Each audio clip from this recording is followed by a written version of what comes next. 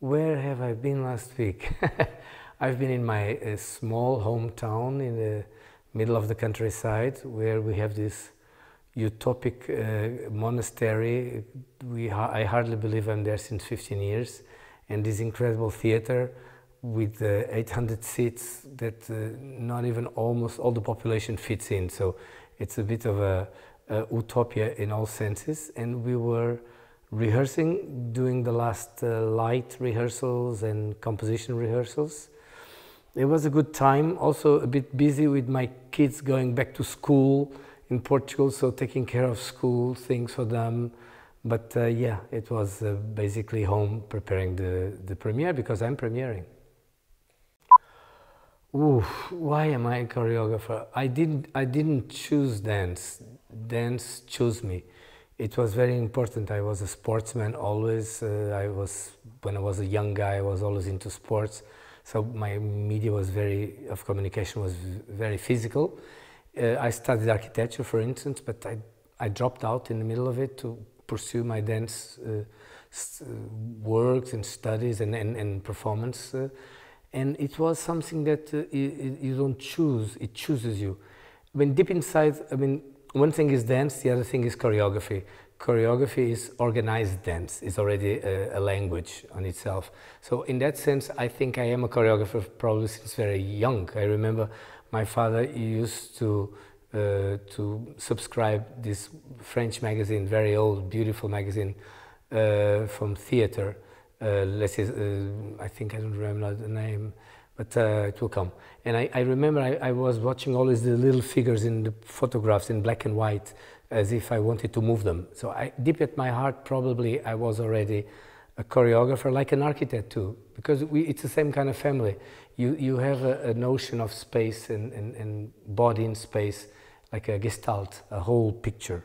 So I think from very young, and then dance in itself is an expression of my vital needs. Well, if I wouldn't be a choreographer, I would definitely be an architect. Architecture is very, very exciting media for me. I think architects are really the masters of a lot of our sorrows and a lot of our happiness, because we live in a world people live more and more in cities. We don't live in nature. The people that build the cities mostly and plan the cities, architects and urbanists, they control a lot of our life. We live in beautiful houses, we tend to be happier. Derrida used to call it chora. Chora referred to Plato, like inhabited space. And even architects, they talk about houses with a good inhabited quality as a house with a chora, with a very good sense of use. So I really think architecture is a beautiful way of helping us to live well, or at least better with each other. I definitely would have been an architect.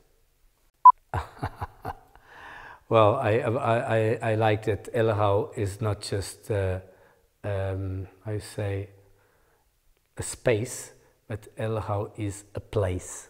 A place is different from a space. A place is a space with a soul. And what I like about Hellerau is that there is an history completely present. And we know that these walls were built for a purpose. Now they have a different purpose.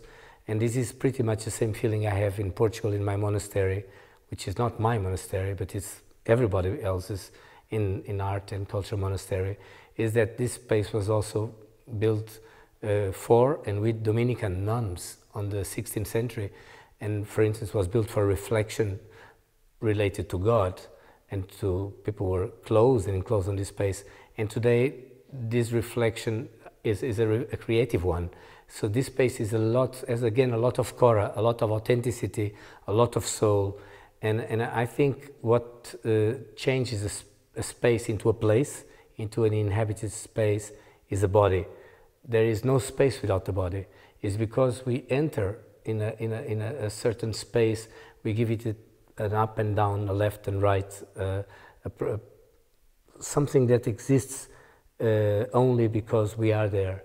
And therefore, yeah, I like about Hellerau this quality. Obviously, I love the room, the big room in Hellerau. I had performed already before here with one solo on the Empore Saal. Was very intimate and very beautiful too.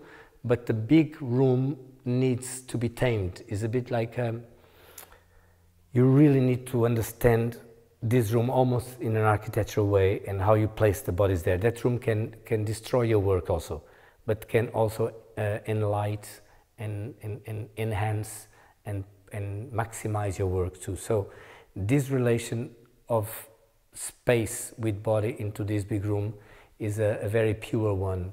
I love that. This is actually is a perfect place for the piece I'm premiering now. Okay, in a week from now I'm going to be in Lisbon, which is my hometown, and I'm going to be preparing the Portuguese premiere of this piece. I will take just a day, Monday, to be with my kids and to do a little bit of family program, because we're having a new house in Lisbon, and I'm moving to Lisbon because of them, because it's the last year I live with them. They're all studying abroad from next year on, and this year we decided to live together for the last time. So I'm really want to take time to be with them and cook. I like to cook very much. So I need to distance a little bit from the Hellerau premiere to understand what else can I make better for the next performances. And I think I need a day or two without thinking about the work. And then we dive on Wednesday. Next week we dive into the new performances. And so it's a different week. So I have two parts of the week. One part is really for me. It's a bit hedonistic. I want to be alone. I want to read. I want to be with my kids.